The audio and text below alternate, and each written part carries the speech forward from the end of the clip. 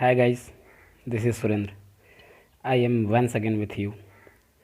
आज हम types of verb के बारे में पढ़ेंगे. जैसा कि पिछले वीडियो में मैंने बताया था कि जो चीज़ें बताई जा रही हैं आपको, चाहे सब्जेक्ट के बारे में या वर्ब के बारे में या ऑब्जेक्ट के बारे में, सबको डिटेल में एक बार आपको समझाया जाएगा. तो टाइप्स ऑफ वर्ब के बारे में जानने से पहले मैं आपके सामने यहाँ पर कुछ एग्जाम्पल्स रखा हूँ, उसको भी आपको जानना ज़रूरी है, समझना ज़रूरी है. पहले तो आप इसको समझते जाइए, जानते जाइए कि होता क्या है. किसी भी सेंटेंस में वर्ब दो तरीके से कार्य करता है. या तो वो स्टेटिव वर्ब हो सकता है या तो वो एक्शन वर्ब हो सकता है. स्टेटिव वर्ब क्या होता है और एक्शन वर्ब क्या होता है, इसे जानने के लिए यहाँ पर हमने दो एग्जाम्पल लिखे हैं. पहला शी इज़ क्यूट. पहला हमने लिखा है यहाँ पर she is cute. She is cute यानी यहाँ पे शी जो हमारा सब्जेक्ट है, सब्जेक्ट के द्वारा कोई भी कार्य किया नहीं जा रहा है. सब्जेक्ट के द्वारा इस सेंटेंस में कोई कार्य नहीं किया जा रहा है. जबकि वर्ब में माना जाता है या कहा जाता है कि सब्जेक्ट के द्वारा किए गए कार्य को ही वर्ब कहा जाता है. लेकिन इसमें सब्जेक्ट द्वारा कोई कार्य नहीं किया जा रहा है. तो इसमें जो इज है ये एक स्टेटिव वर्ब है. यह एक स्टेटिव वर्ब है. स्टेटिव वर्ब का मतलब यह है कि स्टेटिव वर्ब जो हमने पहले भी बताया, तो जो सेंटेंस में जो वर्ब यूज होता है स्टेटिव वर्ब, तो वो बताता है सेंटेंस के स्टेट के बारे में कि वो प्रेजेंट में है कि पास्ट में है कि फ्यूचर में है. जैसे इसमें शी इज़ क्यूट है तो इज इसमें ये पॉइंट आउट कर रहा है या बता रहा है हमें, या संकेत दे रहा है कि यह प्रेजेंट में हमारा सेंटेंस है. अगर यहाँ पर ही वॉज क्यूट होता तो पास्ट में होता. अगर शी विल बी क्यूट होता तो ये फ्यूचर में होता. ये स्टेट के बारे में दर्शा रहा है. अब उसी के बाद आते हैं एक्शन वर्ब के बारे में. जैसा कि एक्शन वर्ब यहाँ पर है, लिखा हुआ है डायनामिक वर्ब या एक्शन वर्ब. एक्शन वर्ब में अब हमारे हाथ पैर द्वारा किए गए या किसी बॉडी के किसी भी पार्ट द्वारा किए गए कार्य से एक्शन वर्ब को ही हमें पता चलता है. जैसे कि यहाँ पे हमने लिखा है ही इज़ गोइंग, वह जा रहा है. इसमें जो गोइंग है हमारा मेन वर्ब है. इसमें हाथ पैर चलते हैं, जाने में हाथ पैर हिलते हैं, चलते हैं, तो ये इसमें जो है ये एक्शन वर्ब हो गया. अब हम कुछ यहाँ पर लिखे हैं एग्जाम्पल, ऊपर से देखिए एग्जाम्पल्स लिखा गया है. इसमें एक एक एग्जाम्पल्स मैं पढ़ के बताऊंगा, उसके बाद आपको समझाया जाएगा. लेकिन आप अभी समझते चलिए, अभी बस केवल देखते जाइए. वीडियो जैसे जैसे आगे बढ़ेगा वैसे वैसे आपको समझ में आएगा. किसी भी फॉर्म में, जैसे कि हो सकता है वर्ब के जो फॉर्म होते हैं, जैसे मेन वर्ब हो सकता है, हेल्पिंग वर्ब को ऑक्सिलरी वर्ब भी कहा जाता है. उसके बाद लिंकिंग और कॉपुलर वर्ब भी होता है. States and dynamic verb.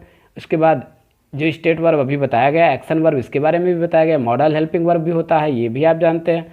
उसके बाद रेगुलर इरेगुलर वर्ब होता है. ट्रांजिटिव एंड इनट्रांजिटिव वर्ब होता है. Finite and non finite verb भी होते हैं. इसके अलग अलग पार्ट होते हैं.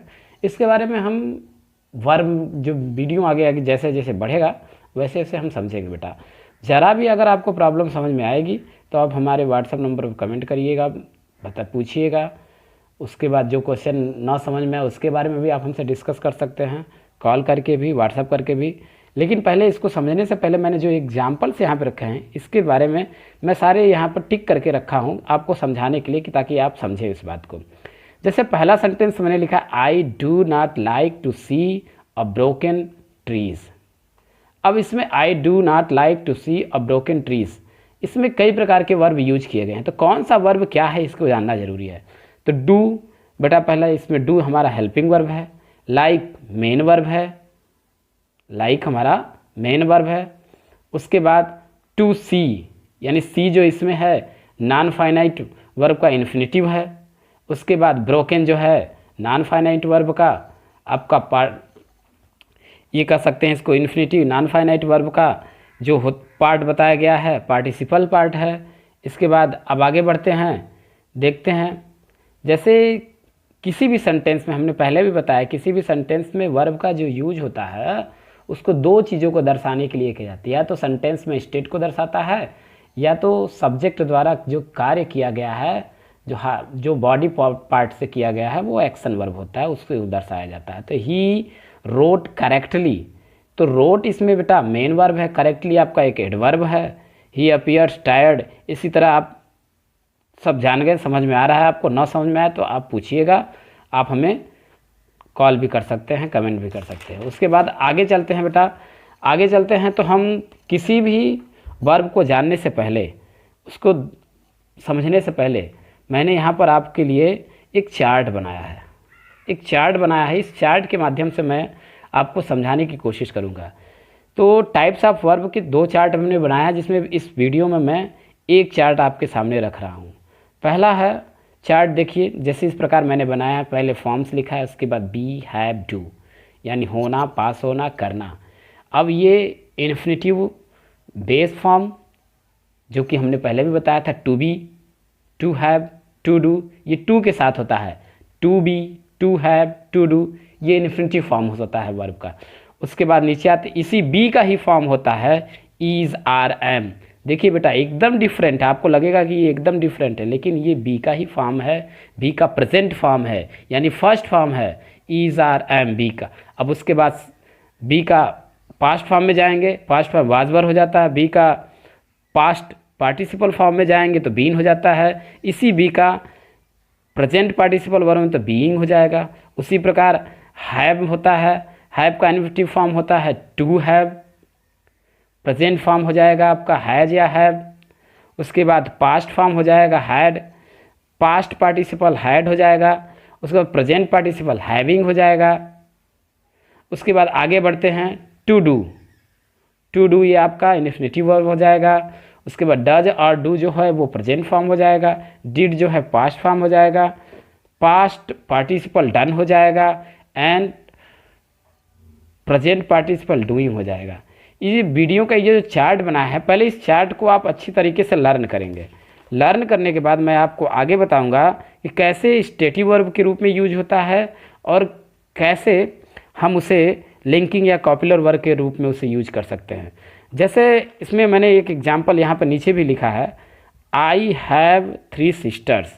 आई हैव 3 सिस्टर्स, इसमें हैव का यूज एक स्टेटिव वर्ब के रूप में यूज हुआ है, जो दर्शा रहा है कि कौन से फॉर्म में, कौन से टेंस में है, या प्रेजेंट फॉर्म में है, कि पास्ट फॉर्म में है, कि फ्यूचर फॉर्म में है, ये इसको पता। लेकिन उसके नीचे I am having a good day, इसमें हैविंग जो है अब आपके हेल्पिंग वर्ब में आईएनजी लगा है, जबकि ये होता नहीं है, हेल्पिंग वर्ब में आईएनजी लगता नहीं है। लेकिन उसको बनाने के लिए, इसको कंप्लीट करने के लिए ये एक लिंकिंग वर्ब है, ये है एक लिंकिंग वर्ब है। इसका उपयोग इसमें हेल्पिंग वर्ब के रूप में नहीं किया गया है, इसका उपयोग इसमें हेल्पिंग वर्ब के रूप में नहीं किया गया। इसमें हेल्पिंग वर्ब आपका एम है, इसका उपयोग इसमें लिंकिंग वर्ब और कॉपुलर वर्ब के रूप में यूज किया गया है। इस पहले जो चार्ट मैंने अभी बना के दिया है और जो एग्जाम्पल हैं यहाँ जो लिखे हैं, आप इन सब चीज़ों को लर्न करेंगे। लर्न करने के बाद उसके बाद मैं आपको एक एग्जाम्पल दूंगा, उस एग्जाम्पल को आप सॉल्व करेंगे। कुछ समझ में आया है कि नहीं समझ में आया, उसको देखते हुए मैं अगले पार्ट का वीडियो बनाऊंगा। आप अच्छी तरीके से पढ़ते रहिए, क्योंकि गर्मी में अपने स्वास्थ्य पे भी ध्यान देना है और अपने पढ़ाई पे भी ध्यान देना है। इन दोनों बातों को माइंड में रखते हुए अच्छे से पढ़ाई करिए बेटा। Best of luck.